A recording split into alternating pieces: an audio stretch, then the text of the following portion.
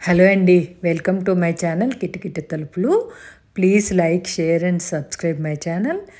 ఈరోజు నేను పచ్చి చింతకాయలతోటి రసం పెట్టాను, చూపిస్తాను. ఇది చాలా ఇప్పుడు జనరేషన్ పిల్లలకి తెలీదు. ముగ్గిన కాయలు కాకుండా పచ్చివి దొరుకుతాయి. అది అందుకని క్లియర్గా చెప్తున్నాను. పచ్చి చింతకాయలు, చింతపండు కాదనమాట.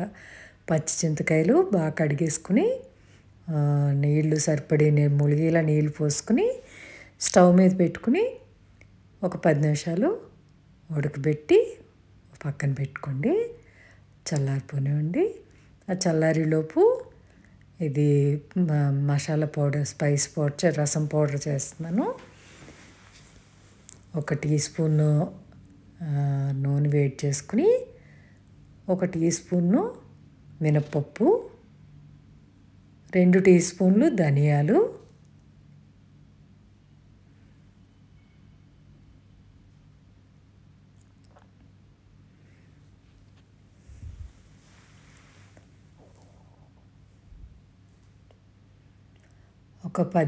10 నుంచి 12 వరకు, ఇంకో 2 ఎక్కువ వేసుకున్నా పర్వాలేదు, 15 దాకా కూడా వేసుకోవచ్చు. నల్ల మిరియాలు, తర్వాత 1 టేబుల్ స్పూన్ కందిపప్పు అనమాట. ఇదేంటంటే కందిపప్పు, ఉడకపెట్టిన కందిపప్పు ఉందనుకోండి రెడీగా, రోజు 1 స్పూన్ ఉడకపెట్టిన కందిపప్పు వేసేసుకోవచ్చు. ఇది ఇలా వేపించుతూ మానేసుకోవచ్చు. అది నాకు రెడీగా లేదు కాబట్టి కందిపప్పు కూడా వేపించుకుంటున్నాను.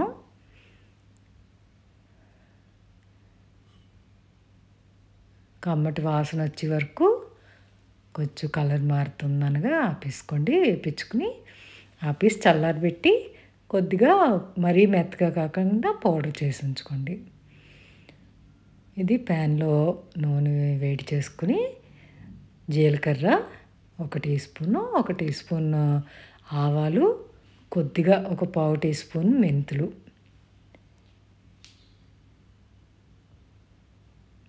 2 ఎండుమిరపకాయలు తుంచి వేసాను, కొద్దిగా కరివేపాకు,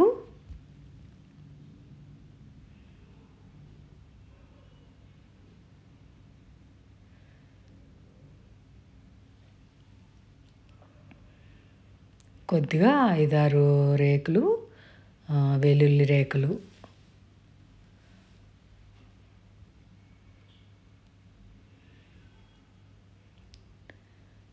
ఒక 2 పచ్చిమిరపకాయలు, ఒక పెద్ద ఉల్లిపాయ ముక్క కొద్దిగా చితకొట్టుకుని వేసుకున్నాను.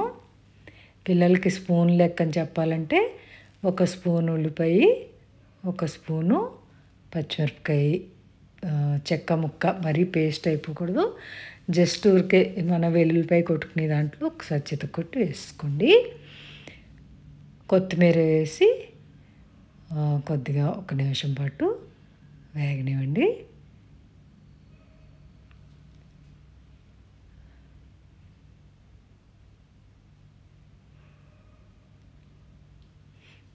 వేగిపోయింది. ఇప్పుడు ఒక 1/2 లీటర్ వరకు నీళ్ళు పోసుకోండి. ఒక 2 గ్లాసులలో పడతాయి. ఇది నేను చారు పెట్టుకున్న గిన్నె లీటర్ ఉంటుంది అది. సో ఆ లీటర్ రసం అవుతుందన్నమాట. దీంతో ఒక 1/2 లీటరు సగం వరకు నీళ్ళు పోసుకున్నాను. అంటే ఉజ్జాయింపుగా పోసుకోవటమే. ఇప్పుడు జనరేషన్కి కొలతలు కావాలి కదా అని చెప్తున్నాను. ఇప్పుడు మనం కొంచెం పొడి చేసుకున్న పౌడర్ ఉంది కదా, ఇందాక వేపించి పొడి చేసుకున్నాం కదా, ఆ పౌడర్ వేసేసుకోండి.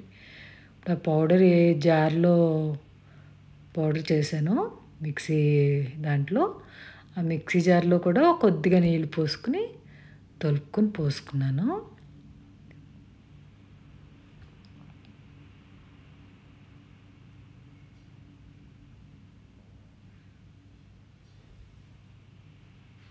ఇప్పుడు 1 పావు టీ స్పూన్ పసుపు వేసాను.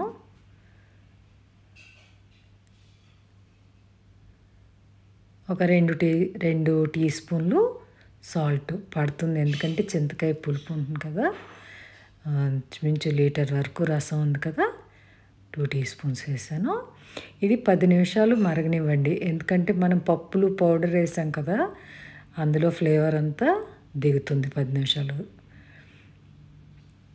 మరగనివ్వండి. తర్వాత చింతకాయ వేసిన తర్వాత ఎక్కువ మరగక్కర్లేదు, ఎందుకంటే చింతకాయ ఆల్రెడీ ఉడకపెట్టుకున్నాం కాబట్టి ముందే 10 నిమిషాలు బాగా మరగనివ్వండి. ఆ స్పైస్లో ఫ్లేవర్ అంతా దిగుతుంది వాటర్లోకి. ఇప్పుడు నేను ఉడకబెట్టుకున్న చింతకాయలు అన్నీ పట్టవు, సో సగం తీసుకుని డీప్ ఫ్రిడ్జ్లో పెట్టుకున్నాను, సగం వాడుకున్నాను. మీ గిన్నెలో కనిపిస్తున్నాయి కదా, ఆ క్వాంటిటీ అయితే సరిపోతుంది. అది బాగా నలిపేసి వడగట్టేసుకో. మాకంటే మా జనరేషన్ కంటే చేత్తో అలవాటు ఉంటుంది. ఇప్పుడు పిల్లలు ఏంటంటే స్ట్రైనర్లో వేసుకుని వడపట్టుకుని పోసుకోవచ్చు. అది ఎంత జ్యూస్ వస్తే అంత దానిలో పోసేసేయండి చిక్కగా. తర్వాత ఇంకొక గ్లాస్ నీళ్ళు పోసి ఒక 5 నిమిషాలు బాగా మరగనివ్వండి. ఇప్పుడు ఒకసారి సాల్ట్ చెక్ చేసుకోండి, సరిపోతే వేసుకోండి.